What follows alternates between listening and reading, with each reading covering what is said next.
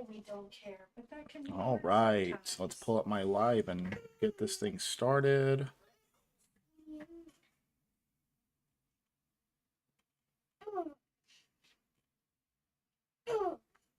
I should be up now.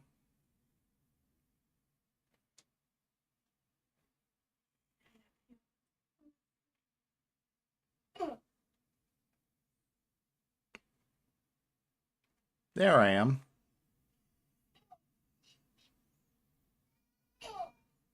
I should be up now.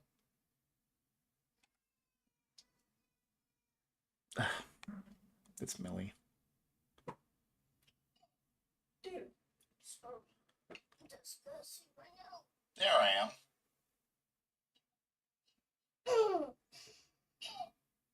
I should be up now.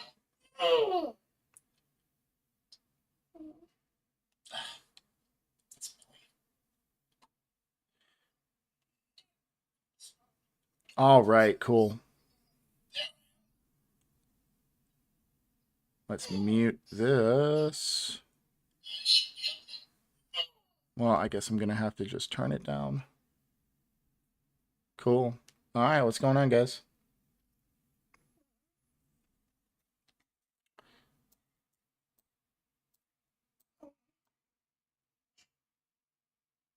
I'm going to put you up there.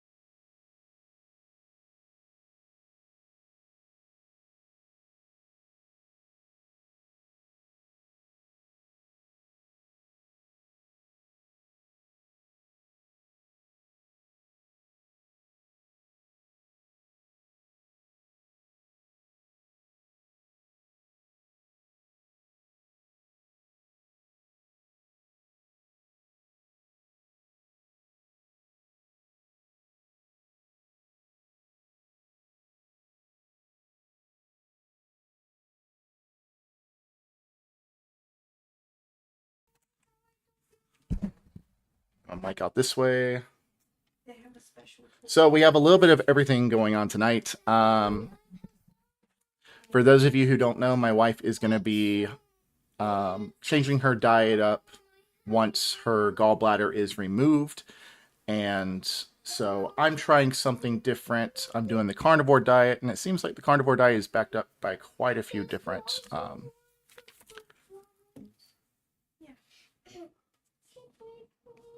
You okay, John? You want to pray about it? Yeah, we can both take a moment to pray about it. That's a good idea. Sorry, guys. Be patient, please. My son isn't feeling well.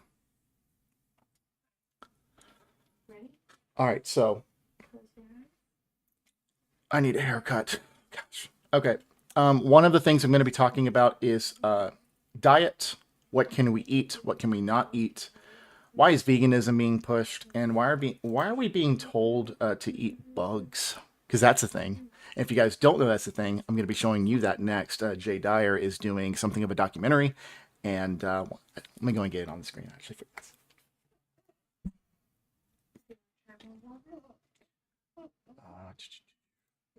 Let's get this pulled up.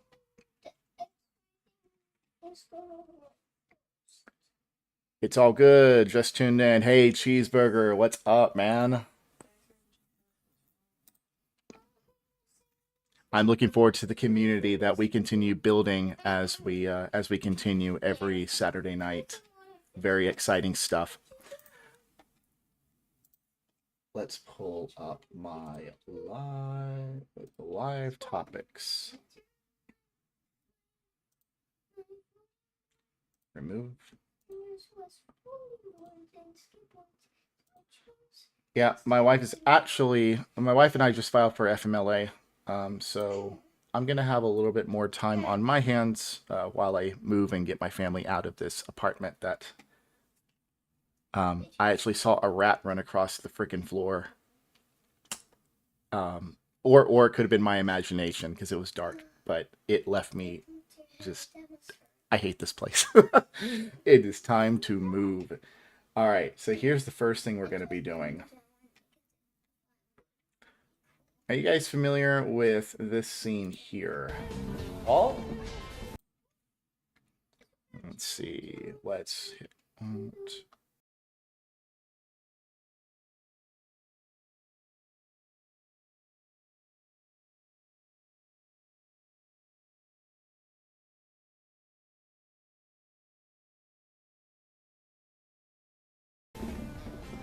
Paul! What the hell's he doing? Paul! Looks so different. Yeah, just a second. It used to be automatic, but parts went extinct. It's not the Paul I remember. No. Paul, it's Curtis. They ain't coming back, so now I gotta do it. Woo! Annually. So that's how it's made. Still hot. Wow, look at them all. And you do some nice work. That's right, man. There's your food. There's your protein blocks. Is this why?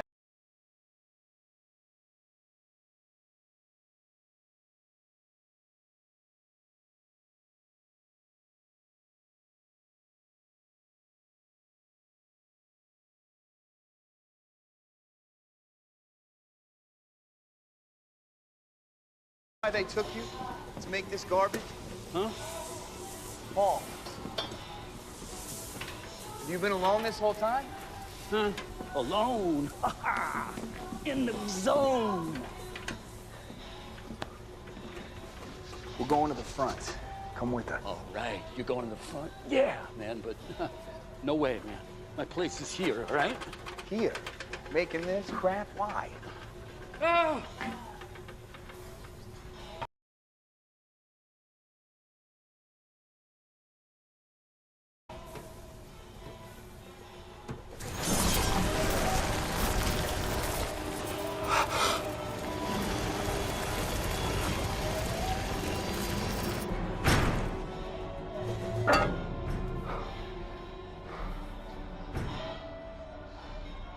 You can't draw this. Okay.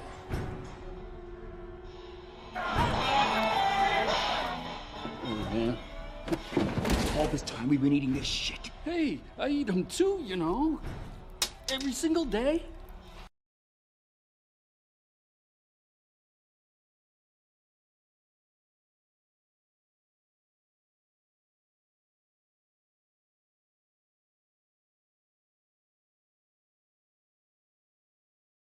Of the fourth industrial revolution, which accelerates global change. Global energy systems, food systems, and supply chains will be deeply affected. It means investing into a greener and therefore more sustainable economy. Climate change can lead to an extinction of large parts of our global population.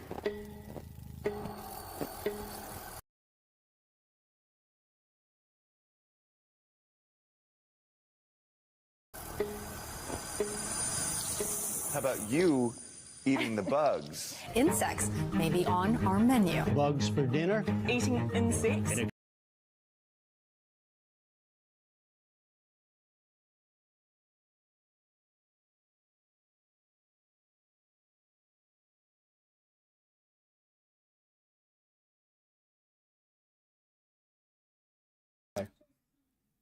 Can you hear me now? Yeah, I know what happened. Sorry about that, guys. Do I need to... Basically what we're doing is we're kind of going over predictive programming. These people find out in this post-apocalyptic future on the train in the film with Chris Evans that you just saw, Snowpiercer, that came out like 11 years ago. They were finding out that they were eating bugs. That was their protein blocks.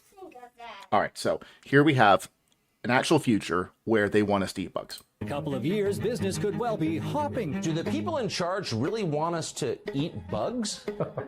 Ancient elites were conspiracy people. They invent anything you can This is Jay Dyer here. If you guys have not followed Jay Dyer, I recommend it. think of, but no, it's complete nonsense. The company is called Insect. This is a insect protein just been approved by the EU. Remember that Robert Downey Jr. is just another actor. Yes, I'm proud of him for getting out of his drug past, and proud of him for going into movies like Iron Man. But let's remember that these guys are just actors. They can act. So don't look at them like influencers. They can put on any face they wish, right? Klaus Schwab said, "We have infiltrated the governments of the Netherlands," and he's really... He's quite open about it. He's open about it, so no conspiracy theory whatsoever. Nobody forces people to eat insects. Voor miljoenen mensen ter wereld voor de dagelijkse voedselvoorziening. Onze overheid heeft zich gekeerd tegen haar eigen bevolking. En zo is het.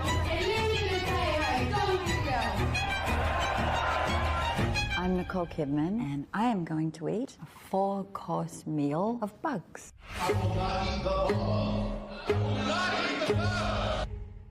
Insects are emerging as a potential food source of the future. So what do you guys think of that?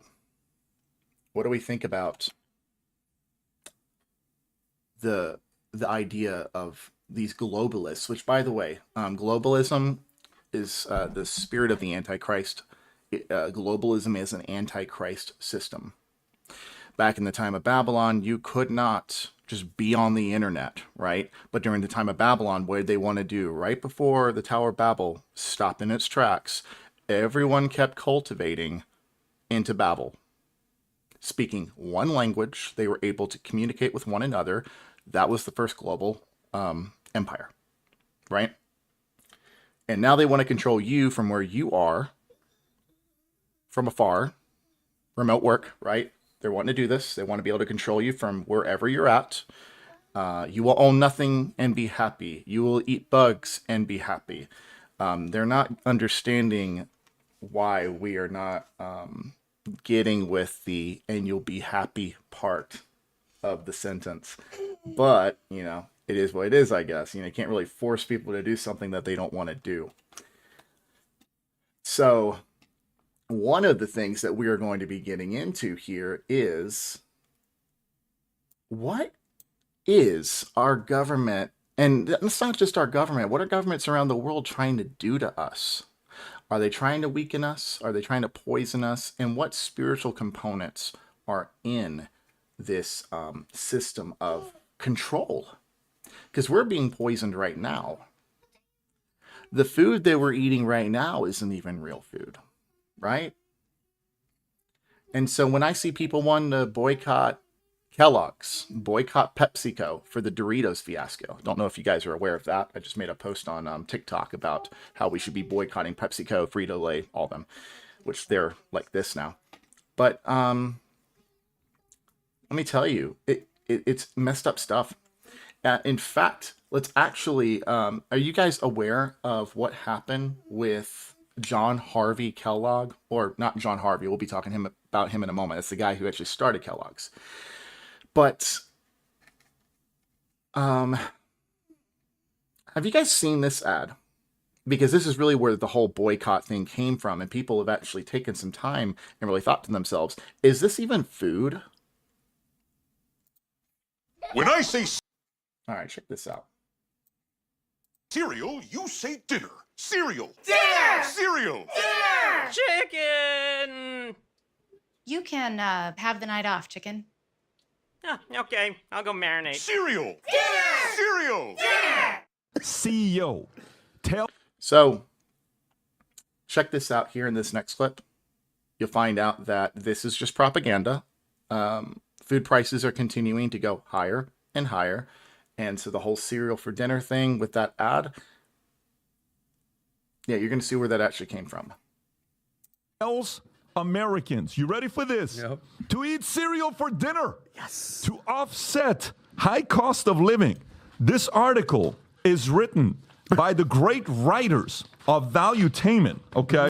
Kellogg's CEO tells Americans to eat cereal for dinner to offset high cost of living. You guys just saw that 16-second ad. That was a real ad. It was not satire. Who was it?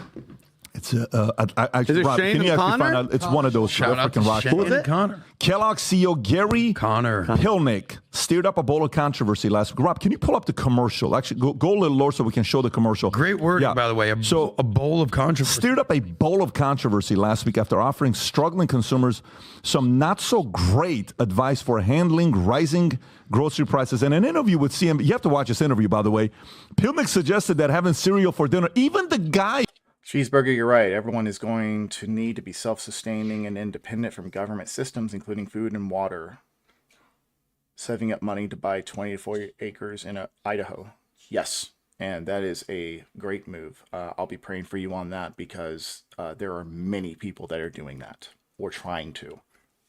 It's what my wife and I actually want to do. Not quite that many acres. Although I will say, babe, do you remember the city that had like 40 acres for sale for like what, $50,000? It's like 3 hours from here. Okay, like it would have been pretty difficult to obtain and actually continue living our life. We would have had to uproot everything. But yeah, no, you're not alone on that. Everyone is really wanting to. It's called homesteading, where it's not quite farming. Okay, we're not trying to, because farming takes a ton of work. But homesteading, it has a nice little balance where you are working just enough to sustain yourself and have to work for the dollar as little as possible. Not quite off the grid, but you are working towards minimizing the amount of work you're doing to live in today's society and take part in the fruits of that labor. Everything starts shifting over to where you're just really helping yourself and your community, and you're staying away from cities. By the way, Big Brother is wanting us to have smart cities for that reason. They want us to cultivate in these smart cities. Because cities right now aren't even letting you raise chickens or anything. It ain't gonna be a thing. 50 acres protected under the Homestead Act, one of the best states to do it in. 100%, yes. Me living in South Carolina, they just finally said we're as open carry as Sam. Do you know that we're actually an open carry state now, like through and through? Did you see that? I thought we always were too. South Carolina is officially an open carry state. You can now put your firearm anywhere in your car and you can't get busted for like, oh, it's technically concealed because A, B, and C. No, they got rid of that. And I'll be looking into that some more because I'm really curious about it. But yeah, and Donald Trump, if he becomes president, pray he does. Seriously. But if he does, everyone will get to have a firearm federally because that is true Second Amendment. It just is. By the way, if you guys like this shirt, I got it from a Christian stand where they were selling different kinds of merch for charity. It was great service, and I actually prayed with the guy who sold me this. So I was shocked. The guy's like, "What the hell are you talking about?" And by the way, according to the most recent data from U.S. Department of Agriculture, consumers spend. Not Lizard says size in Californian, dude. I'm gonna pray for you. California. You guys ever heard the song A Enema from Tool? Because that song is about how California is a hellhole and how when the giant floods come in and Mother Earth comes in and just washes everything away, that California is going to be the first to just sink to the bottom. That song came out in 1996. And look into the band Tool because they have a lot of songs that are actually very anti-corporate America, very anti-government. Of course, they're not speaking up much nowadays, but spend on average 11.3% of their disposable personal income on food in 2022, a level we have not seen since 1991. Watch this interview. And by the way, if you're watching this, please let me know if he convinced you that you should have cereal for dinner. Go ahead, Rob. The cereal category has always been quite affordable, and it tends to be a great destination when consumers are under pressure. So some of the things that we're doing is first messaging. We got to reach the consumer where they are. So we're advertising about cereal for dinner. If you think about the cost of cereal for a family versus what they might otherwise do, that's going to be much more affordable. I'm all for innovation and marketing, but the idea of having cereal for dinner, is there the potential for that to land the wrong way? We don't think so. In fact, it's landing really well right now, Carl. When we look at all of our data, of course, we would know that breakfast cereal is the #1 choice for in-home consumption. We understand that for breakfast. It turns out my dad raised me to not be a statistic kind of person, and people are more than numbers. But to people like this, that's all we are, just numbers. that over 25% of our consumption is outside the breakfast occasion. A lot of it's at dinner, and that occasion continues to grow, as well as the snacking occasion. By the way, pause it right here for me, and do me a favor, okay? So I want you to go to the, make it smaller, Rob, and go to the actual commercials, like 15 seconds or something like that. Go, Laura. This is the commercial. Okay, so they're about to play the commercial again. We got more people in the chat. Hey guys, how you doing? We're talking about how our government's poisoning us, and eventually they want us to eat bugs. Tell me, the marketing team that came up with this, okay, tell me if this commercial actually inspires you. Maybe you're watching this saying, you know what, babe? Moving forward, we're going to have dinner, cereal for dinner. Watch this. And by the way, this is propaganda. What you're about to watch is actual propaganda. Oh, look how happy the kids are. Go ahead, buddy. When I say cereal, you say dinner. Cereal. Dinner! Cereal. Dinner! Chicken! Diabetes! You can have the night off, chicken. Okay, I'll go marinate. Cereal. Dinner! Cereal. Dinner! Diabetes! Wow. Diabetes! Exactly. So, but by the way, go ahead. Well, you know, as someone with 4 kids, Tom, 2 kids, I'm sure the #1 thing you want before you put your kids to bed is tons of sugar to just amp them up. This is the equivalent. I think it's ironic that they were doing the whole Chicken Little dance out here. This is the Chick-fil-A messaging. This is the cows out there basically billboarding to eat more chicken. But millions are going to, by the way, you know, millions of people are going to be like, you know what? If they're saying it, maybe we should do it. But Adam, going back to the hooking up, and imagine like having like a late night dinner with like a girl candlelight. You guys are going to that again. Baby, go ahead, Tom. baby. Tom. So what do you think about this story? We almost went there, Pat. I think this is horrifying. First of all, if you take a look at the side of a box of Frosted Flakes, the frosted part is a massive amount of sugar. By the way, I heard once or even twice that John Harvey's brother is the reason for Frosted Flakes. John Harvey did not believe in sugar in the cereal, and so he pushed for that bland taste. John Harvey, John Harvey Kellogg. Almost said Oswald. Good Lord, I got multiple conspiracy theories in my head. John Harvey Kellogg, the founder of Kellogg's, he actually was a 7-day Adventist. So that would make him vegan and anti-meat of any sort. Now, that's coming full circle, isn't it? It's almost like there's a spiritual connection to all this. There is hardly a strong nutritional base in most of the super sugarified, cereals that they have. Number one, and number two, I think that this has got a tone of desperation from Kellogg's, number one. But number two, I think people need to look at why would it resonate? Could it be that it's resonating with people that are really strapped? Could it be that it's resonating with people that can't afford some fresh vegetables and chicken to make a nutritious regular dinner? Could it be? That just really shocks it to me. And Carl Quintilla, who's the CNBC reporter there, and normally he lands very much on the liberal side of things. Not crazy liberal, but definitely liberal. He even sits there surprised. Aren't you concerned this is going to land the wrong way? And what he's saying is that it just landed the wrong way with me.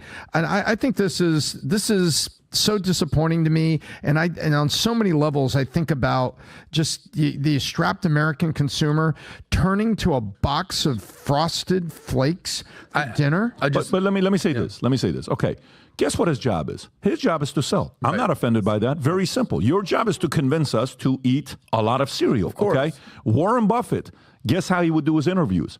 I drink 8 Coca-Colas a day. And we're like, wait, what? Yeah, I drink 8 Coca-Colas a day. You know who's the biggest shareholder of Coca-Cola? Warren Buffett. Oh, my God. I cannot believe it. So he's going to go 8 Coca-Colas a day? Yes. He drank 8, whatever the number was. That actually reminds me, I saw a meme that talked about how politicians should be forced to wear all of their sponsorships. Why are the kids outside at 10 o'clock at night? Now my dog's going to go nuts. With a fake machine gun. It's a toy, YouTube. If you hear it, it's a toy. They should be forced to wear their sponsorships. Whose pockets they are in. Just like NASCAR drivers. If Pepsi's bought them, Mr. Mitch McConnell should have PepsiCo on his chest. Or any of the other ones I can't think of right now. Any of them. Was that he would talk about, if a guy works, Howard Schultz, how many cups of, guess what he's supposed to say? Right. I drink 6 cups of coffee a day. The job of a person like that, his job is to sell you on using the product the most. Guess what? Then the job of the consumer is to either be sold or to question it. Okay? Very simple. Now, one can sit there and say, well, you know, when you're looking at this stuff, this is really not good for your kids. So here's what we did. About 1.5 years ago, I don't know the exact date, but I would say 17 months ago, we brought a nutritionist to the house. And what we did is we said, go audit the entire, what do you call it? The pantry. The pantry and the fridge, okay? A part of it is Alper, part of it is the nutritionist, and Jen was reading this book. Believe it or not, you know which book it was? It was the book, but she was obsessed with Baby girl. Baby girl, I'm working. Brady's book, and she was obsessed with Liver King's book that he recommended. Not Liver King's book. He recommended a book on diet. So you know what's the first thing we cut 1.5 years ago? Cereal. Do you know when's the last time kids had cereal? 1.5 years ago. Wow. Do you know that? No cereal. No cereal for dinner. No cereal for breakfast. No cereal for lunch. Period. Now, the kids are conditioned on what to eat. You start off the day, if you're having breakfast, you like this, you like that. Everything starts off with protein. You first eat protein, then you eat other food. Lunch, you first eat protein, then you eat other food. Dinner, you first eat protein, then you eat other food. Gradually, if you can get your kids to start thinking about, you know when you see young kids and they're fat and chubby, you know what parents will say? They'll say things like what? Well, he's got some baby fat. No, he just big bone. Yeah, he's just big bone. No, the diet probably sucks. Now, don't get me wrong. Some people... ectomorph, mesomorph, you know. Yeah, there is some truth to the whole ectomorph, mesomorph thing. It's actually why I'm cutting out bread and chips. Well, I ended up eating pizza and cake today, but getting back on the wagon. My daughter had a birthday party today, so. Endomorph, we understand that there's different kind of bodies. I'm not sitting here saying there aren't people that are like that. But our job, your job as a parent is, and by the way, what's your favorite cereal? Because I can tell you what's my favorite cereal. Tom, what's your favorite all-time cereal? I haven't had Cinnamon Toast Crunch. Dude, that is my world. Had it for 2 years, 1.5 years. What's your favorite cereal? It was a long time ago. Honey Bunches of Oats. Oh, wow. Oh, I love Honey Bunches of Oats. But let me tell you something. I cannot stand Honey Smacks. Looking at that stupid frog, I know you like it. I know you like it. Honey Smacks sucks. It is like almost Corn Pops. Almost. Stupid frog. Had a good commercial, by the way. Yep. Honey Bunches of Oats. That was a good one. What's yours? That's such a white guy. Vinny, I'm curious to know what yours is. What was Fruity Pebbles. Really? With really cold milk. Wow, Fruity Pebbles. I would hide it under the bed so my brother wouldn't find it. Wait Adam, a minute. what's yours? You took Adam's choice. Bro. It says Honey Bunches of White Guy. Dude, it's not. RK says that, yes, cereal is really, really bad for you. Pretty sure Mythbusters had to scrap a segment on it. I wouldn't doubt it. Even close, bro. Cinnamon Toast Crunch. Forget about it. Ooh, Okay. all All right, sugar. cool. Rob, what's yours? Did you? Fruity Pebbles as well. Oh, really? So you and Vinny. Put on the gay one. By the way, girl. For me, Fruit Loops. For me, Cocoa Krispies. That's real. Let me tell you. Is that Count Chocula? And No, I it's can balls. have it. Oh, they're like little cookies. I No, would they're have been a great spokesperson for this guy. I would say, step aside. Let me be the CEO. Yeah, Cocoa Krispies is pretty good. My favorite, though, when it comes to the chocolate, is probably going to be, what's the one I like? Reese's Peanut Butter Puffs. Oh, by the way, guys, here's a little tip for you. When it comes to Reese's Peanut Butter Puffs, if you want to make like a high protein breakfast out of garbage, you take Reese's Peanut Butter Puffs. I do 2 servings because I just eat like that. You could any milk. I try to do Fairlife milk though, higher protein. You add that in. You add it with some sweetener. You add in half a scoop of some sort of protein powder. I go for chocolate protein powder because that's all I have. So I lean into what I got, lean into what you have.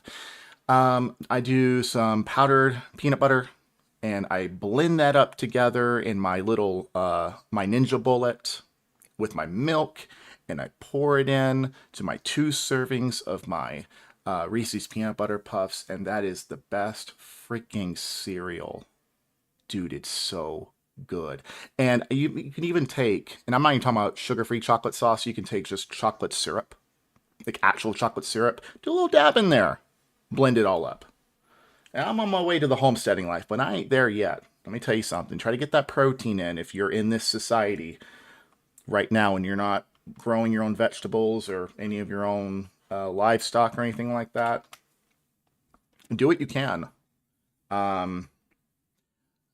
Eat what you want, add what you need, right? We're going to sell so much freaking cereal, but unfortunately, it's not good for you. And they make a lot of noise. That was the No, whole... by itself, it's not good for you. Yeah, that was the whole thing. Yeah. Well, it is the job of a CEO of the president of a company to be a marketer. I mean, look, you're right. If you want to be fat, eat cereal and carbs all day long. If you want to get your stuff together, yeah, because your blood sugar will continue to spike, crash. Your body's going to crave the crap out of it. I can stay away from soda and just drink diet soda, but there is no diet cereal out there. Low carb lifestyle, protein, vegetables. I abide by no sugar. This is why well, keto cereal, but we don't talk about that. Let's actually talk about the beginning of Kellogg. All right, let's talk about how John Harvey Kellogg messed up the American diet. Some of you guys may be familiar with him. Well, the name Kellogg should remind you of something called Kellogg cereal, which he was the eponymous founder of that particular cereal company. Let's look at some of his eccentricities. He was quite a weird guy. He was into some really weird stuff. Let's start a little bit about his background. So Kellogg and his family were Seventh-day Adventists. They had moved to Battle Creek. This YouTuber's name is Sean Baker, MD, and he is carnivore. All right, he eats all. Basically, if it comes from an animal, he eats it. And so it is something I'm leaning into. I'm doing a slow elimination diet where right now I'm eliminating bread and chips. And then 2 weeks from now, I have to eliminate cereal. And what else do I got to eliminate? Oh, it'll be just cereal. Just cereal. It's going to be hard because that's afterwards. We keep buying bags of it for our kids in bulk. Michigan back in 1856. Now, Battle Creek, Michigan at the time was kind of the Mecca, the Vatican, if you will, of the Seventh-day Adventist Church. This is where all the major religious thought leaders for that particular religion resided. And one person whose name was Ellen G. White, who was a prophetess. She claimed to have heard the word of God, and she saw visions. God apparently told her that he didn't want us eating meat. Okay, I didn't know that. This right here is a blind react. I did not know that. That she got visions from eating, from God saying to not eat meat. In fact, since we're on that subject, let's actually go to Romans chapter 14. I'll show you guys something. This is in regards to eating meat and vegetables diet. It says, accept the one whose faith is weak without quarreling over disputable matters. One person's faith allows them to eat anything, but another whose faith is weak eats only vegetables. The one who eats everything must not treat with contempt the one who does not, and the one who does not eat everything must not judge the one who does, for God has accepted them. Who are you to judge someone else's servant? To their own master, servants stand or fall, and they will stand, for the Lord is able to make them stand. Okay, all right. So why do I say this? I say this because one person's going to eat meat. Another person's going to eat just vegetables. If you can have a vegan Christian, by the way. They exist. That is okay. Is veganism good for them? It depends on their body, and it depends on what kind of vegan stuff they're eating. I'm going to be honest with you. Because the American diet sucks. It does not matter which way you spin it. And so But this is sinful. This is not okay. You don't just tell people, you don't condemn someone for eating meat. You don't condemn someone from eating vegetables either, like we said, but this is wrong.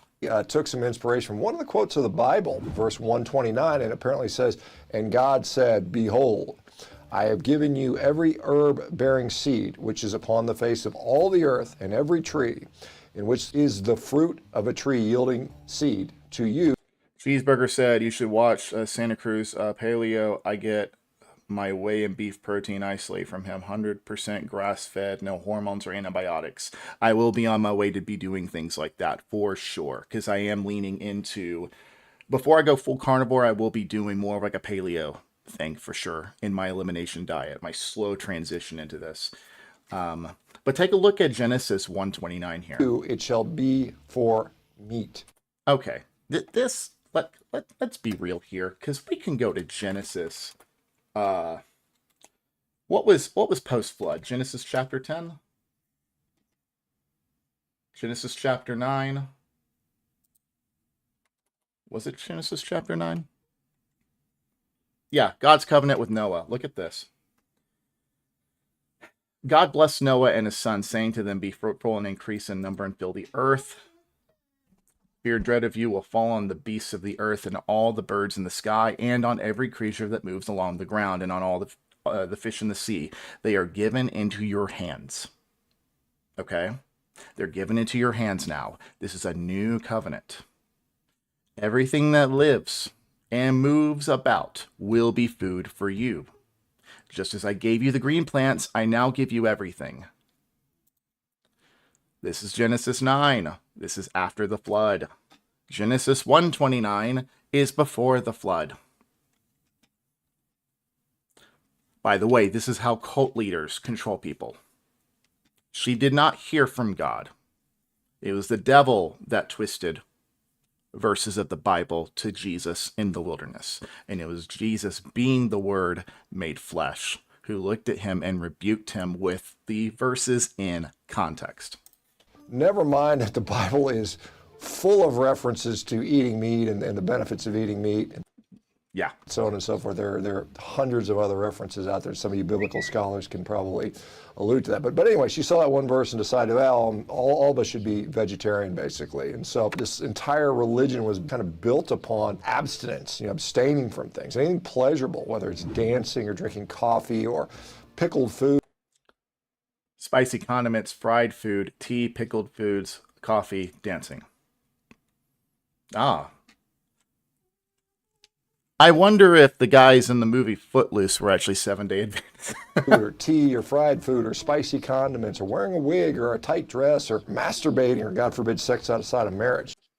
Well, I mean, we're not going to... That's not for the stream. Those things were all completely verboten. Back when John Harvey Kellogg was about 12, 13 years old, Ellen noticed him and noticed he seemed to be very, very eager to help and be part of this. And so she offered him a position as one of the church's apprentices. And so by the time he was 16, he was the editor for their health reform magazine. And so they continued to work with him and actually sent him to medical school. And so when he got back, they set up the Battle Creek Sanitarium. So this, started out just as initially as kind of a hospital thing, but it then became this luxury grand hotel and spa for where they sort of elaborated all their other schemes that happened. And so Kellogg was quite, passionate about his beliefs, but he was also a bit of an inventor and had some very weird ideas. And so one of the ideas that he had was that, he was kind of obsessed with the colon for some reason. He felt like you needed to keep it clean at all times and remove impurities from that. And so he had several ways to do it. And one was something called the vibratory chair. And so this was a chair that would shake you around,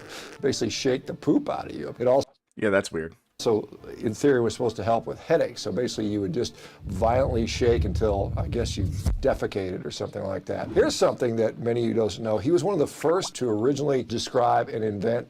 What in the KFC am I looking at? Okay.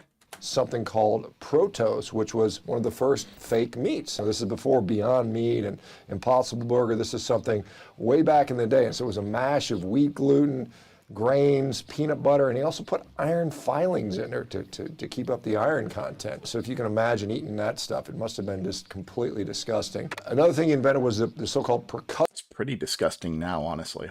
Machine, or the percussion machine, and so this machine was designed to sit there and punch you in the stomach. A little robot, motorized machine that hits you in the stomach over and over again. And this was supposed to break down the fat and make you to become thinner. So people that were a little overweight back in the time would sit there and get their stomach pounded on. So I guess if nothing else, it would discourage you from being fat because you're like, I don't want to get hit in the stomach over and over again. Now. Another thing, he was well ahead of his time. So you guys have heard of the shake weight, this sort of scam dumbbell that they sell, these internet marketers sell you. Well, he basically invented a version of this in 1905. So it was basically for someone who was so afraid of sexual stimulation, he had a lot of vibration devices in there. So I don't know if he had some sort of repressed stuff going on. Now, the last one, it's possible, which I think is quite funny, is he invented the enema machine. Now, apparently, again, like I said, he was obsessed with cleaning out his colon, and so he basically administered himself daily enemas. He said, well, if it's helped. It's interesting because vegans get pretty obsessed with cleansing themselves as well, even though the body has organs that cleanse the body naturally. There are things that are natural diuretics that you can actually add to your diet. Diet is supposed to be medicine. We're just so far from that in the West. It's not even funny. Helping me, why not bring it to the public? So he invented this machine that apparently could run through 25 gallons of liquid in and out of your colon within 60 seconds. So that's a hell of a, that's a pretty big flood going on. Dude, that's like, you guys are aware of those old Walmart toilets where you hit flush if you were finished going number 2, and you had to like almost jump out of the way because the backsplash, it was like a swirly kind of backsplash, and it was very violating. Out there. What he's most famously known for is inventing breakfast cereal. The typical breakfast in the late 1800s would have been some sort of animal product, maybe it's eggs, some kind of meat, maybe some potatoes fried in lard or something like that. And he felt that certainly wasn't in keeping with the religious beliefs, and it wasn't in keeping with Ellen G. White's, visions from God that we should all be. Ellen G. White, I need to look her up. Babe, do you know who Ellen G. White is? But I'm bad with names, so if you give me like... Co-founder of the Seventh-day Adventist Church. Whoa, I didn't know she was the co-founder of the Seventh-day Adventist. Dang.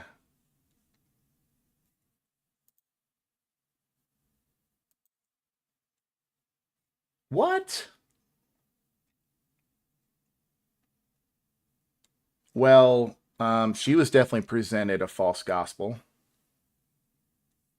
Who gets obsessed with freaking, oh, you can't eat meat? That's what God told her, you can't eat meat. Even though in Genesis chapter 9, God gave the animals over. Before Genesis chapter 9, before the flood, it was a vegan diet. Wasn't until after the flood that we could eat meat. Okay? Nothing's changed. We can still eat meat. Being a vegetarian diet. So he felt also that these foods led to increased libido and sexualization and masturbation and lust, and he didn't want that. And so he found that eating bland food, was the key to that. And so he invented cereal. And so he had all these different ways that he tried, and he finally found out that if he could toast, corn and, and wheat and turn them into flakes, that was what he fed people for cereal. And so what it worked. It killed libido. So it worked. It did its job, but it was also something that was very inflammatory to the gut. Aren't aphrodisiacs a myth? Is that something that's actually real? Like eating a food and then it actually like can spike libido? Do you know? Sorry, I was zoned out. What was going on? She didn't hear me. Are aphrodisiacs a real thing? Is it chocolate one? I thought so. Apparently anything sweet was, which would explain why I don't even think Catholic nuns eat anything sweet. I don't think it's necessarily anything sweet, but I think most things sweet. Most things sweet, I'm pretty sure, is considered an aphrodisiac. And like I said, I'm pretty sure Frosted Flakes was created by the other Kellogg's brother as a middle finger to him. I'm not kidding. I need to go back and fact check that, but I'm almost certain I read that in at least 2 different articles at one point in time that the other Kellogg's brother. The other Kellogg's brother was the one who actually created the recipe. Brother Frosted Flakes. Yeah, how the feuding Kellogg brothers fought their cereal wars. That is it. And if I recall, the one Battle of the Cornflakes. Yeah, Frosted Flakes. He literally was like, you know what? You're afraid of aphrodisiacs? Well, I'm going to pour sugar on all my stuff, and you know what? They can do whatever they want to in the bedroom. I don't care. I'm going to make more money than you. It's freaking hilarious, man. It's so stupid, too, but it's hilarious. It was, something that obviously drove insulin and glucose up quite well. And so today, even today, there are hundreds of millions of people that start off every day with some version of Kellogg's bland gruel to start their day. Now that starts them off usually in a way in which they are often very hungry afterwards.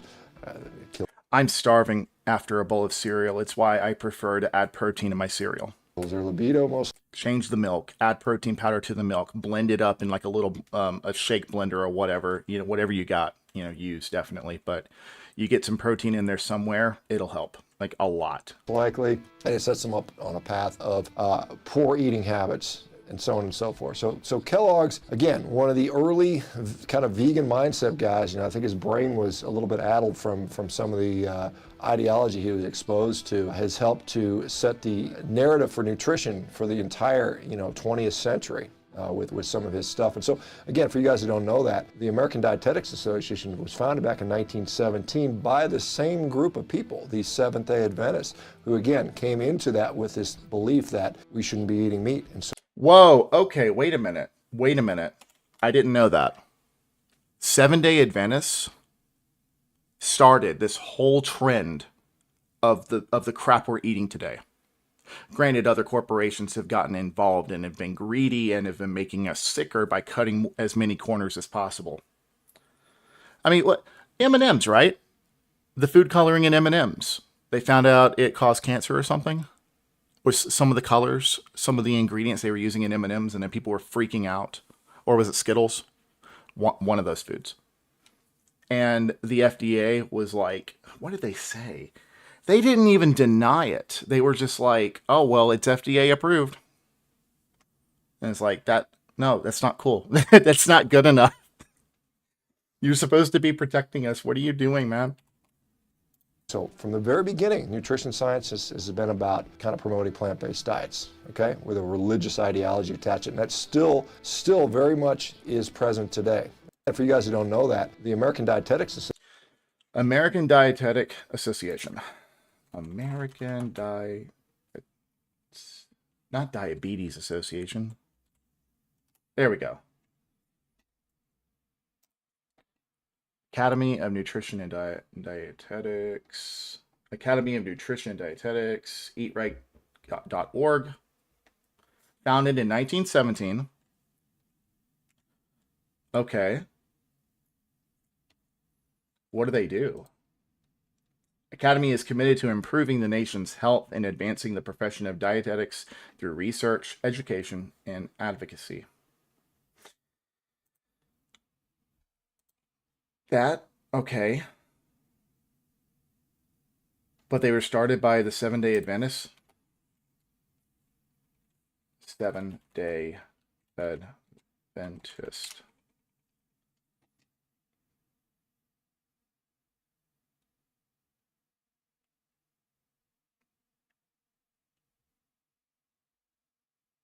Well, that's interesting.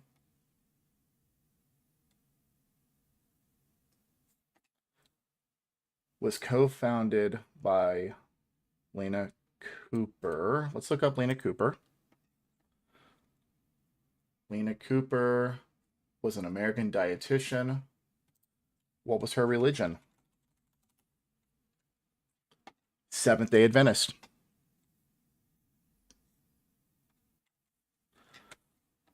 So they are a religious cult, and they've been screwing with our food. Once again, referring to Genesis chapter 9, we are allowed to eat meat. In fact, I'm going to share with you guys how important meat is to the body. It's very important. In fact, let's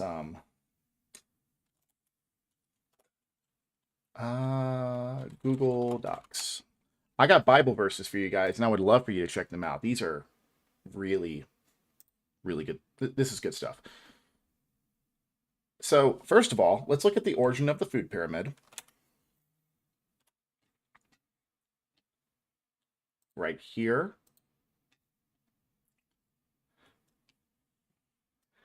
Food pyramid is a visual representation in the shape of a pyramid, right, of the optimal number of servings of food a person should eat daily from each basic food group. So it first evolved in Sweden in the 1970s, so this is actually a relatively new thing. But the Basic 7 Food Guide came out in 1943 to help U.S. citizens cope with food rationing during World War II. Did you guys know that? The way that our food pyramid, the foundation of it here in America, was based on food rationing.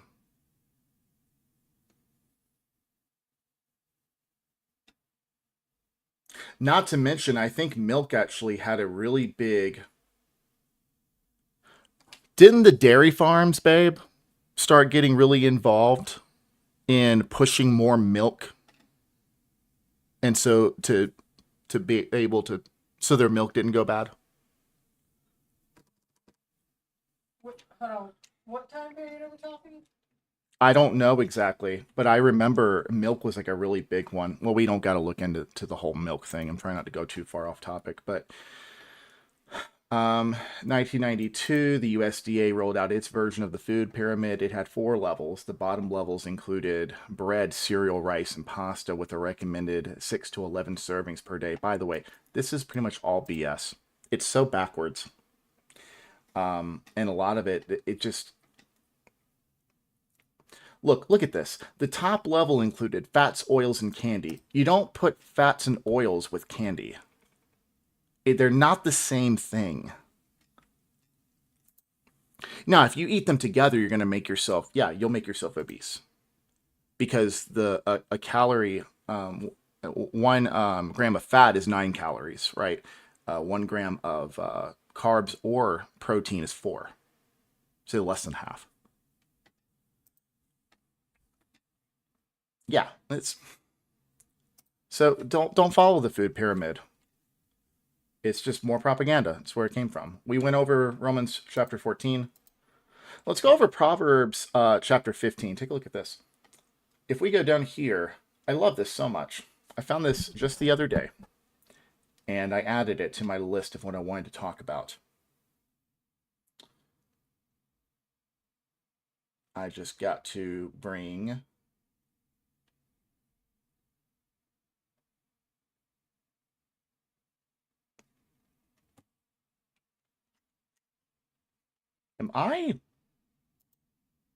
Whoops. There we go. Sorry about that, guys. I hit the button. I don't know what happened.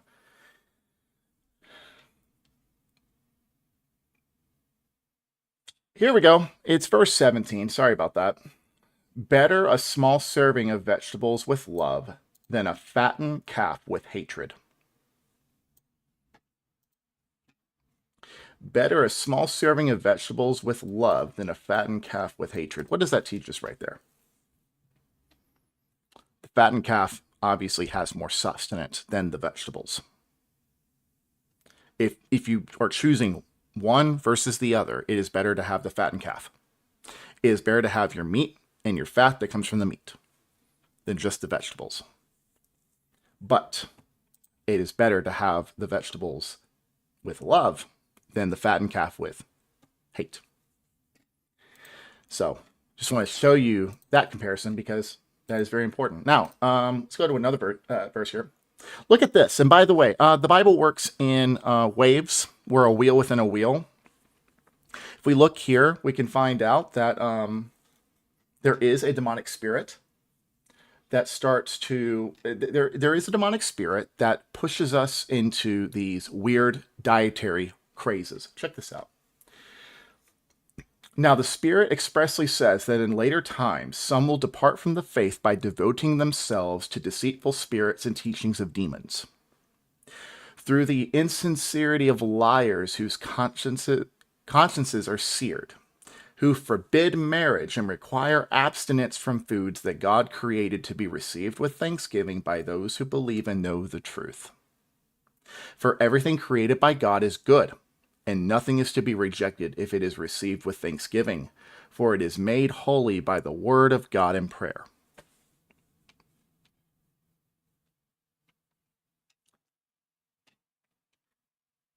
What else can I say about that? Because that, to me, sounds like the Seventh-day Adventists.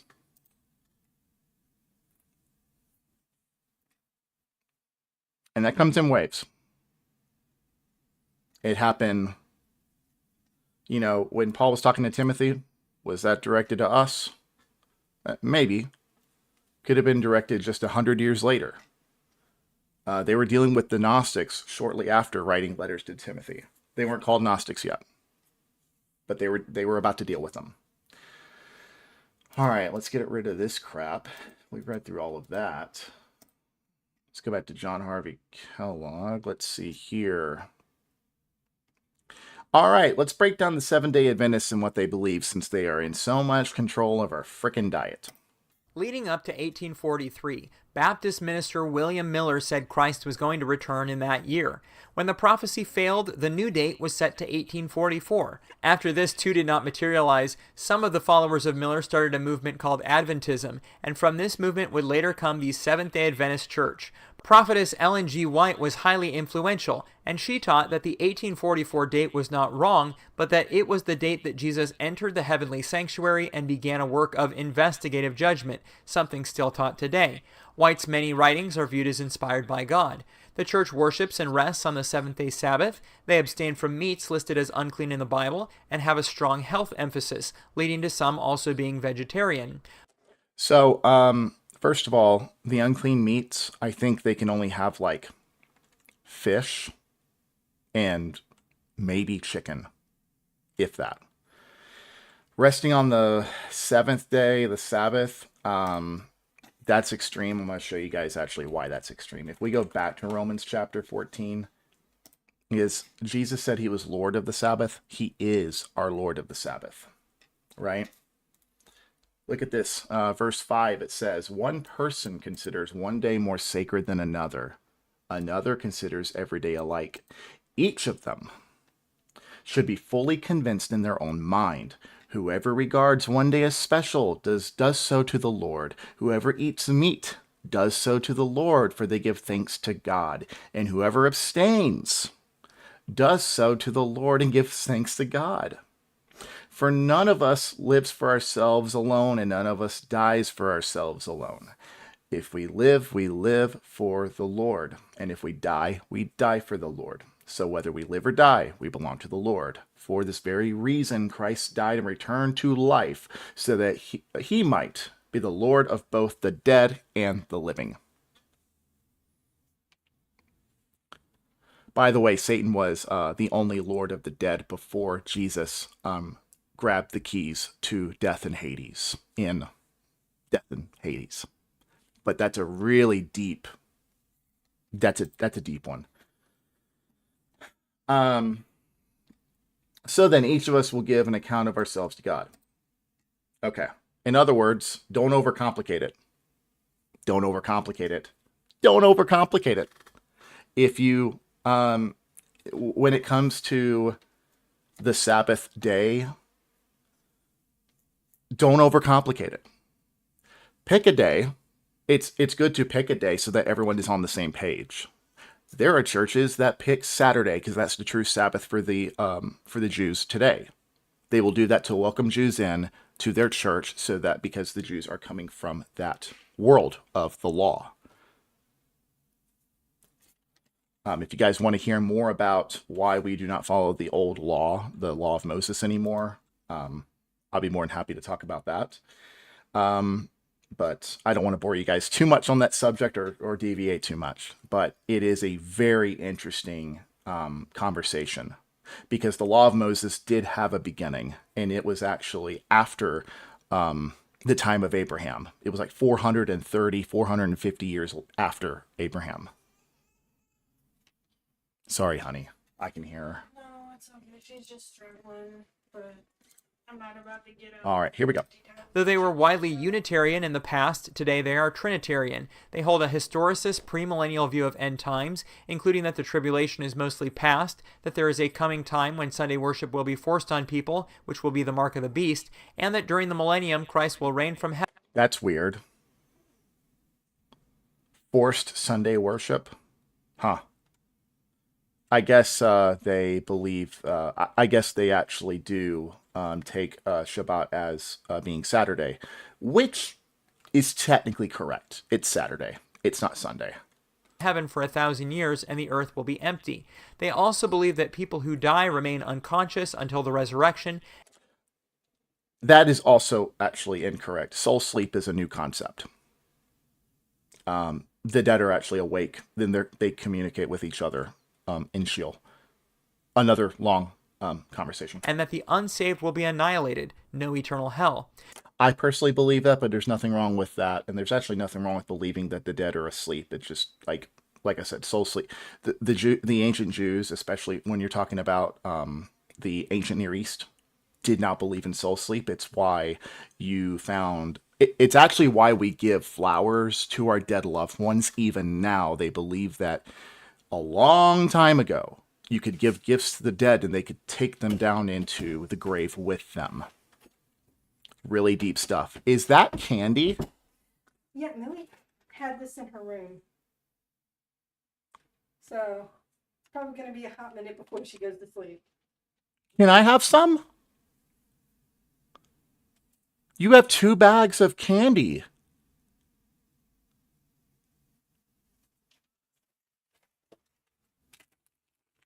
Ooh.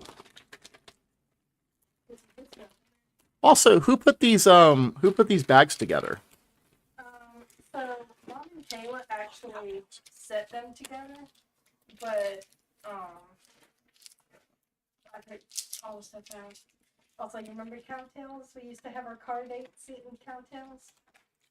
Guys, I actually have a story to tell you when it comes to Cowtails. Holy crap, freaking Cowtails. Now these are just the small ones, but I love Cowtails.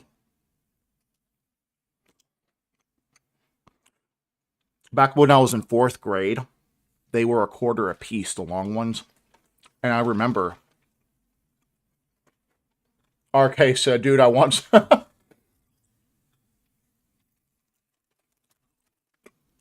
I have Tootsie Rolls in here too. There's like these little fruity Tootsie Roll type things in there. And I don't know if 7-Day Adventists could even have candy right now. Maybe they can. But during the time of Kellogg, they didn't allow that kind of stuff. The church views itself as the remnant church of Bible prophecy, and the denomination appoints ministers to churches and has a Presbyterian-style government structure. Ordinances are immersion baptism of believers and the Lord's Supper with foot washing. Salvation requires faith, and a person must be baptized and keep God's laws, including the Sabbath. Willing neglect of these can cause one to forfeit salvation. Ooh, that's a little dangerous. Yes, I believe the person should be submerged in water. Lord's Supper with foot washing. That's a new one for me. Salvation requires faith. Well, I imagine so. It's not faith alone either. It's actually... Do not misunderstand me. I am not saying that we need a works-based salvation. These people, ironically, do believe in a works-based salvation because they believe that that God's laws must be obeyed. Shell said, our late cat would come up out of nowhere and grab your cow tail right out of your mouth. And that is why I believe cats are demons. I'm sorry. I'm joking. They're half in, half out. I don't know what's going on in cats' minds. I'm also allergic to them, okay? Call it fate. Cats don't like me. I don't like cats. Oh, you're late, cat? I'm sorry. I'm sorry. Were they a good cat? To you, anyway? I hope so. I love your cats, too. Like Snugs. My wife has a cat. She's now with... Huh? My sister. Well, yeah. So my sister-in-law has a cat who, it's called the Touch of Snugs, because her name is Snugs. She'll crawl up on you, and then will, freaking... I don't know. Does it only happen to me? No, it happens to everyone. Everyone. She's so snuggly, because her name's Snugs, a, thick-haired cat, and people fall asleep, including me. And I've been known to actually, physically fight people while I'm asleep with Snugs in my chest. It's the only cat I like. That cat loves me, though. I will pass out anywhere with that cat on me. The Church of God's Seventh-day is another Seventh-day Church body that formed from the Adventist movement. Click here to watch the next 2-minute video about them. Yeah, I'd rather not. It's a little wackadoo. RK says, my son is allergic too, but he's infected with that disease they got. Max was an amazing cat. He lived to be 19 years. That is amazing. That is amazing. That's great. Love it when you get to have a pet for that long, a companion that long. That's almost a mini human right there. When they're around that long, man, that is great. Or for probably the most detailed look. All right, we don't need to know more about Seventh-day Adventists, though. What else can we talk about? Ooh, let's talk about this. All right, before I play this, wait, hold on. This is wild and may just change the... Yeah, I can play this. Okay. Plants feel pain, and they have a certain conscious level to them. A lot of what I'm saying right now is not super grounded in science. A lot of it is speculation. It's still speculation. We're in a weird in-between when it comes to plants. We don't know for sure in the science community if plants can feel pain and if they're actually screaming when we eat them. This is creepy. Also, the world the earth is a living, breathing thing. That is biblical.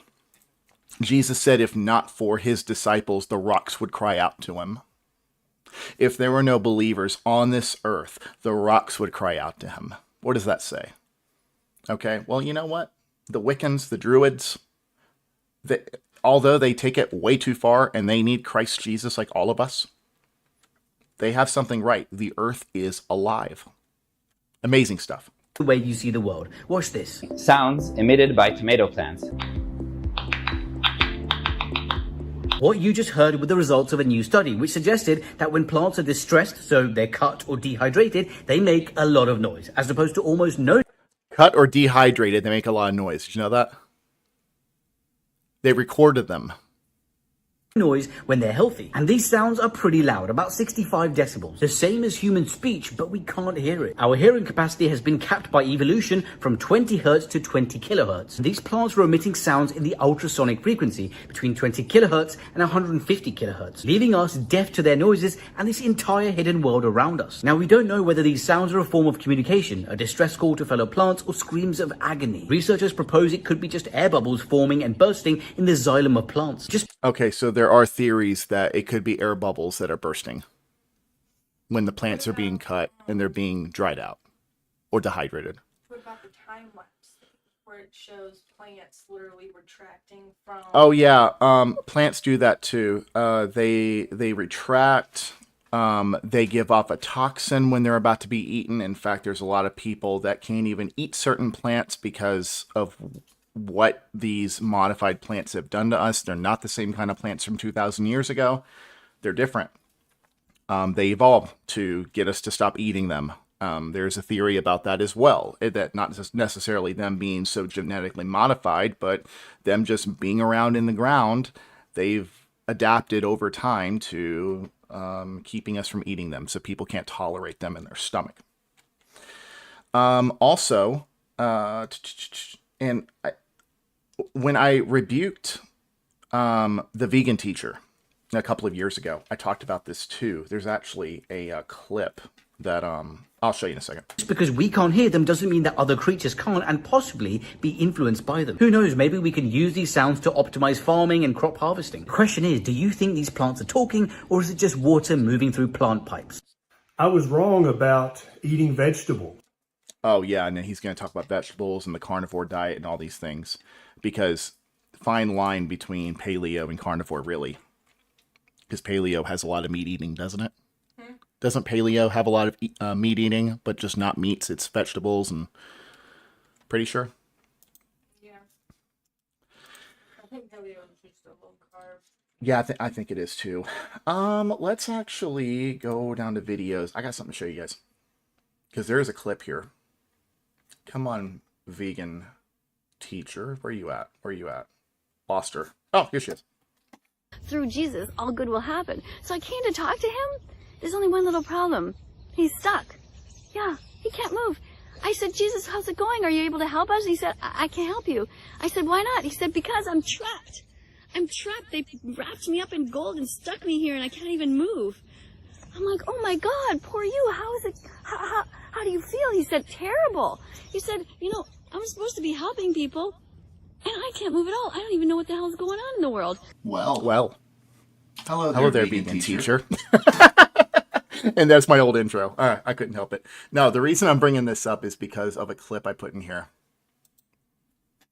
And how did you conduct this study with the leaves and the caterpillars? Well, the first thing we had to do was record the kinds of vibrations that caterpillars make on leaves when they're feeding. And these vibrations are very subtle. You can't actually see them. The leaves are moving like 1/10,000th of an inch. But you can't record those very delicate movements with a cold laser. So we were able to play back those vibrations to the plants in the absence of the caterpillars, and then afterwards challenge the plants with insects and measure their chemical response. And the chemical response was different if they'd been exposed to these vibrations beforehand? Yes, they made many more mustard oils, which are these insect repellents. And we also, in a second experiment, measured anthocyanins, which are things that give flowers their color, red wine its lovely hue, and provide the health benefits to chocolate. And those defenses, too, were increased in plants after attack if the plants had received the vibrations beforehand. Plants also give off their natural toxins when they feel they're being threatened. I just want to share that with you. Outside of that, we can talk a little carnivore if you want to. I'll say this. I'm still studying carnivore, okay? And honestly, I think the only real reason why carnivore is working for so many people is because it's the least screwed with food group. In the West, anyway. That's really it. When it comes to meat, it's less screwed around with than pretty much anything else. Okay, so you have hormones and there are people on the carnivore diet. I do need to preface this. Pork and chicken. There are many, many people on carnivore who have to step away from pork and chicken after some time and lean into red meats. But think about the hormones in pigs and the hormones in chickens. It tracks. They are trying to poison us. Damn you, Kellogg. Oh, we got a comment. Let's see. There's a guy who wrote a book on this. Love the subject. He said when you were plants, gratefully they didn't wince when you ate plants. Oh, when you ate plants. Oh, really? If you ate plants with like without aggression, you mean? Plants know when they're they know why they're being like, is there like a context to them being eaten that they're aware of? If so, that would make sense. You know, our bodies are aware of I did cold water therapy for a while. I stopped doing it because I started dreading showers too much. Yes, I'm getting back into it, by the way. After I move, I'm going to be doing a cold water immersion. Because the cold water therapy helps. There is a stress response. Oh, gotcha. If you were thankful from eating plants, they that's interesting. Because Romans chapter 14 literally says to, okay. Yeah. Plants know when they're being eaten with gratefulness or not. They also respond to how you talk to them. Did you know that? They respond to how you talk to them? There's been multiple experiments done where they have the same plant and then one plant. How bad does that make you feel that you cannot keep a freaking plant alive to save your life? That is not lack of kindness. That is water them. I'm a forgetful person. I'm getting some fake cactus plants. Some just fake house plants. When we get our house. Dude, that is cool. No, the earth is alive. You cannot get away from eating something with a conscience. That's kind of crazy, right? But alas, food is getting screwed with. It's truly why people are developing different kinds of cancer. I would never push my beliefs on anyone when it comes to these types of things. I could get like I'm gonna try not to step on my soapbox and talk about how I believe no one should have chemo.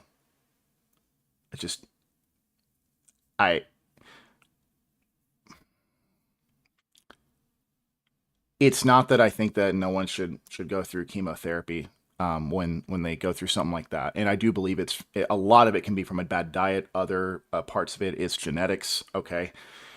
But every time I see someone go through chemo, the first thing I think is, what if it comes back? If the cancer comes back, there's nothing that can be done. You can't survive chemo over and over again. So to me, and this is just me, okay? But when I look at that, I would feel very uncomfortable with anyone in my immediate family leaning into chemotherapy right off the bat, because my brain thinks, have we tried laying on hands yet? Have we tried anointing oil yet? Have we but I also believe in applying my faith. I'm not anti-science either. I believe that science points us to God. I just feel like chemotherapy is today's leeches. You know, let's just hit the reset button on the whole body and like get rid of the bad and flush it out with the good and then hope for the best. I just feel like there's got to be something better out there for us. There's got to be a better way. But there's people who've talked about getting on the keto diet and possibly cancer not surviving on a body that's not eating sugar. So that's interesting too. Back when I made this video back in December of 2017, I still fully believed in the magical nutrition found in vegetables and fruits and other plants. Since then, after 4 years of deep dive research into human nutrition, human physiology, and human medicine, I've discovered that I was wrong about the magic in plants. I'm Dr. Ken Berry, a family physician. Let's talk about what I've discovered in the last 4 years when it comes to eating lots of plants. So This video that I made back in December 2017, I talked about 7 low-carb vegetables that at that time I thought you could eat as much of as you wanted and still realize all of the potential health benefits of a proper human diet. I found out in the recent years of deep Welcome, new viewers. I see all of you out here.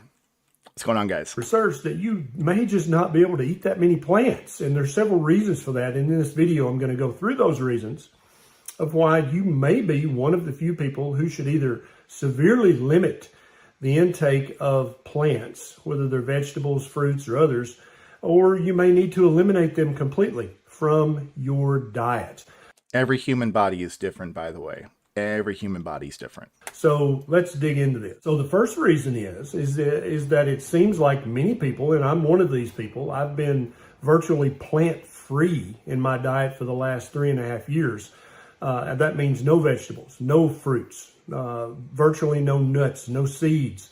I've been eating just fatty red meat and eggs, occasional chicken and pork, and seafood.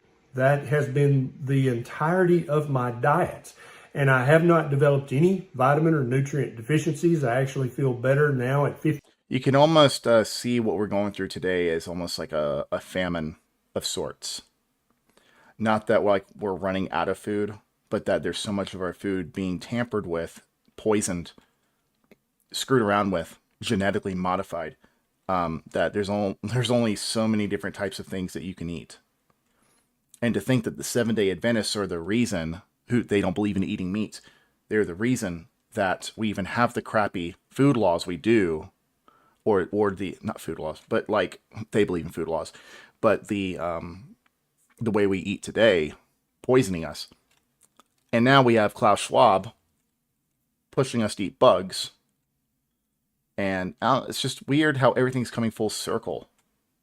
Like, and by the way, I would like to hear a vegan's thoughts on us eating bugs. I thought every life was precious. What, like 53 years of age than I felt in my early 30s.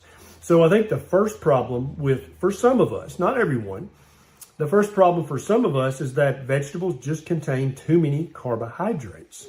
And these come in the form of digestible, soluble carbohydrates like sugars and starches. But then for some of us, even the fiber in these vegetables and other plants cause problems down the line, further down the digestive line. Yeah. So anyway, that's the stuff I like to just watch for fun. I'm not going to bore you guys with that unless you really want to see it. Shoot, I ran through all my topics, man. Do you guys have any questions before we hop off here? I'm noticing that, we started the stream at 9:30. It is 11 o'clock almost. Dang. Hey, Sam, I greatly appreciate your help tonight. My kids were pretty restless. No, we're not going to hold it against them. We're not going to hold it against them. But do you guys have any questions before I hop off of here? Any questions about food laws? Spiritually speaking, like what can we eat? What can we not eat? Anything like that. We can also talk about, we can go over the more like let them eat bugs kind of thing. Also, doesn't like Kellogg, the CEO for Kellogg saying, eat cereal for dinner? Doesn't that have a let them eat cake vibe to it? I mean, after all, it seems like the corporations of today are kind of our kings and queens. Not to mention there are 10 kings. What is it? 10 kings without kingdoms in the book of Revelation? Kings without kingdoms verse. Revelation chapter 17, verse 12. You don't need to tell me why it says what it says. I don't need a breakdown. Revelation chapter 17, verse 12. The 10 horns you saw are 10 kings who have not yet received a kingdom, but who for 1 hour will receive authority as kings along with the beast. When I think of this, I think of the Rothschild family. When I think of this, I think of wealthy families. They're not necessarily kings. They have not yet received a kingdom, but they have a lot of control. It's why you see these rich a-holes. Like, I'm not talking about just rich, like making $500K a year, millions a year. No, I'm talking about multi-billion-dollar people or plus. They start carrying around the spirit of Antichrist. They start buying power in exchange for wealth. They, like Bill Gates. It's disgusting. But yeah, there are... You okay? You're holding your chest. Are you okay? Sam? What's wrong? Someone's giving a 9-month-old baby coffee. Why would you give a 9-month-old baby coffee?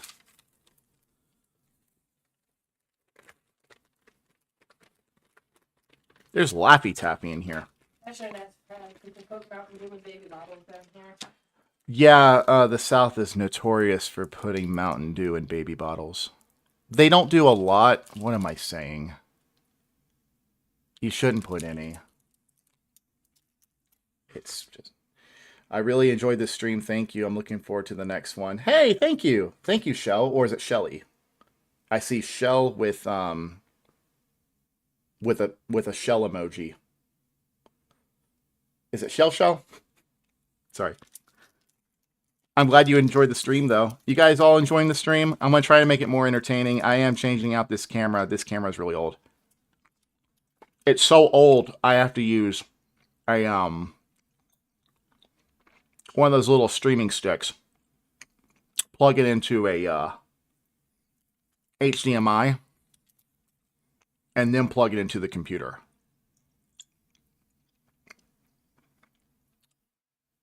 And I got batteries I changed out in this thing because I don't have one of those plugins that have a, you get it.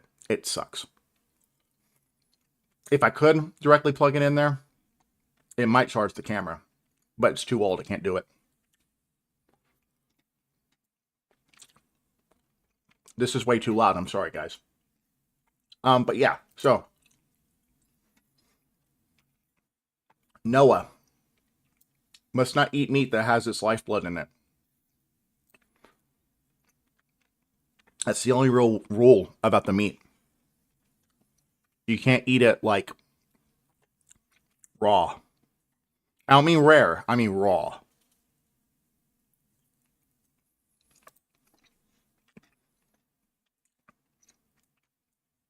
There's something very serious about, well, life is in the blood. Look at this. Lifeblood. Still had this lifeblood in it. Guys, if you have not watched my video on vampires being the Nephilim and how this rule right here is because of the Nephilim eating human flesh and drinking blood. That's why I believe that this rule's here. I do affirm Enoch. I'm not going to take Enoch as 100% inspired, because I don't believe it is. But it should be read by Christians who are looking to learn the deeper things. And if you want to study demonology like I have, I highly, highly recommend reading the Book of Enoch first. First Enoch. Don't read the other ones.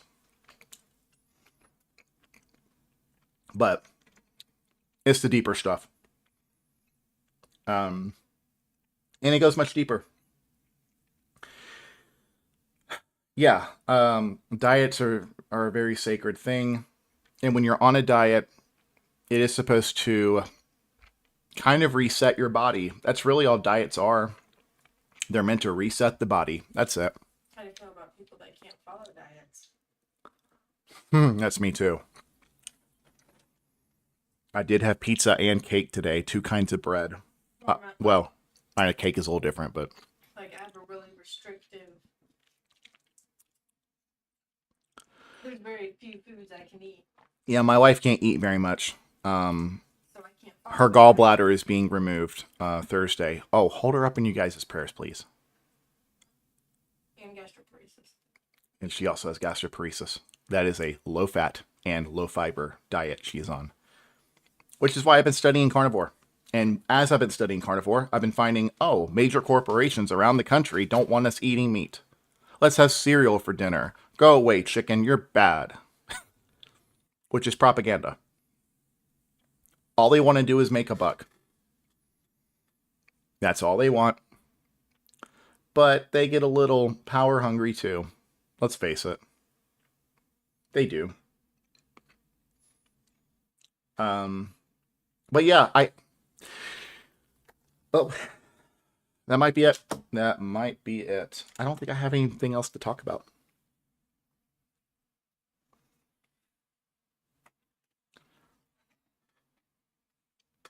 Let's see. Questions. Removing your gallbladder, you will never be able to process fat the same again. Very true, RK. Yes. That's what we're researching. That's what we're finding out. You cannot eat fat in large quantities. You have to break it up. Trying to fix my hair now. Yep. My wife's going to have to be very careful about fat. Oh, also, in case no one knows, fat does not make you fat. That is also propaganda. Yes, calories in, calories out. It is easier to get fat off of fat, especially if you find yourself not...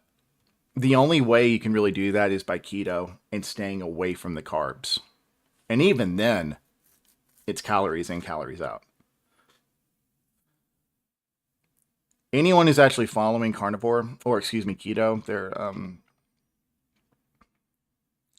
they're not going to go overweight necessarily, but there is probably going to be a point where they hit a glass ceiling, they plateau.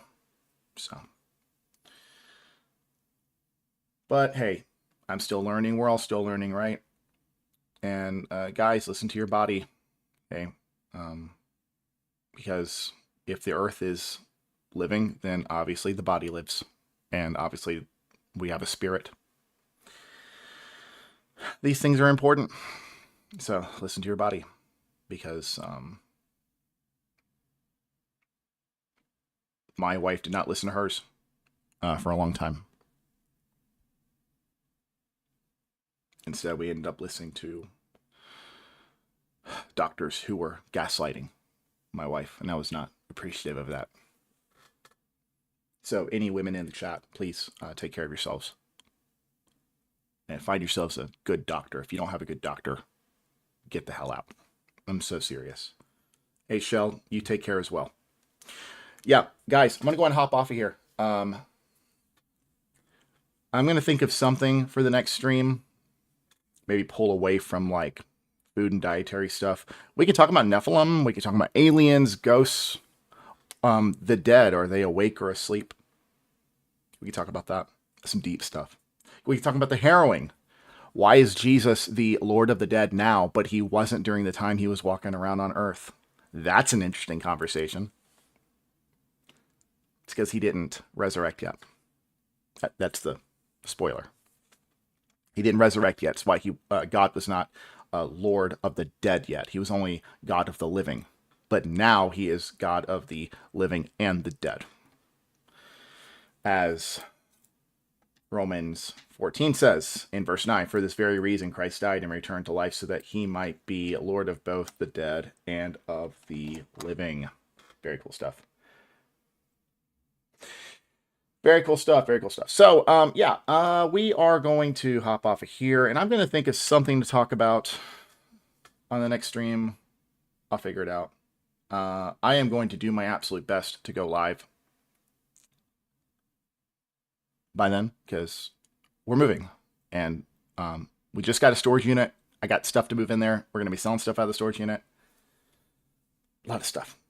Cheeseburger asks, can you talk about whether it's right to pay taxes if they are used for evil purposes? Okay. I'll briefly talk about that. Here's the situation about taxes. When Jesus said, pay unto Caesar what is Caesar's, there was no doubt that the reason why that was brought up to him was because Caesar was doing some shady stuff. The Roman Empire was doing shady stuff. It's why they asked him, do you believe we should pay the imperial tax?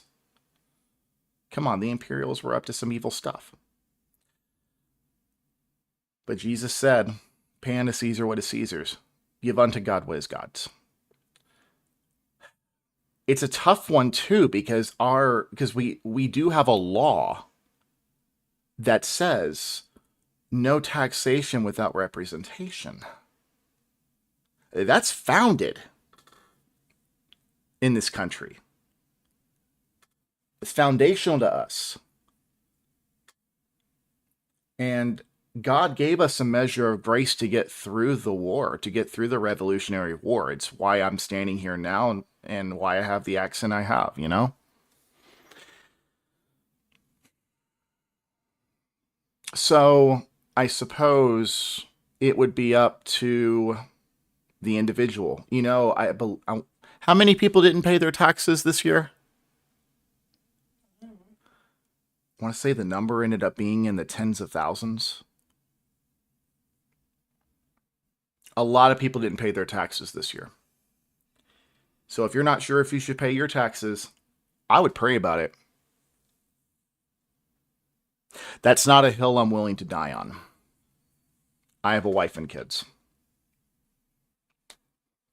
I'm still crucifying my flesh daily like every follower of Christ is. And thinking about our forefathers rolling in their graves for the garbage that is going on right now in this country, I have to admit, I'm fighting the chaotic good in me. It infuriates me to see any injustice. It's actually why I changed my mind about possibly being a cop. Not only do I gotta get things figured out up here, but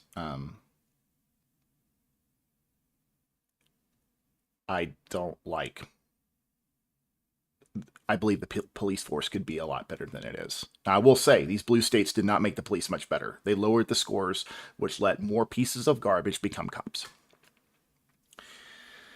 And that sucks.